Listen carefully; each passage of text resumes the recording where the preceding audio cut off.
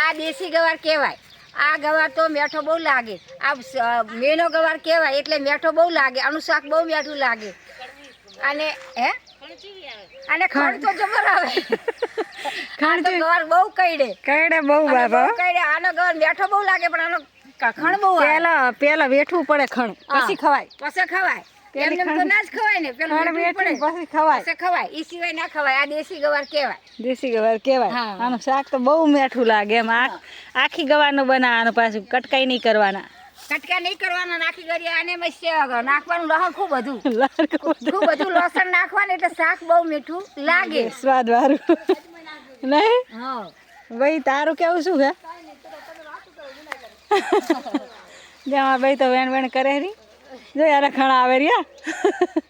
બહુ ખણા આવે. તો ગવાર ખાવો તો મીઠો લાગે હે મિત્રો. પણ ખાવો તો મીઠો લાગે પણ ખણ તો બહુ જ આવે હે. ખાવા આવું હોય તો તમે આવી જાઓ. બધા દેશો જેટલા હોય એટલા. જો વાત હવે ને આ રાધનપર તાલુકામાં દેગમ. રાધનપર તાલુકામાં દેગમ.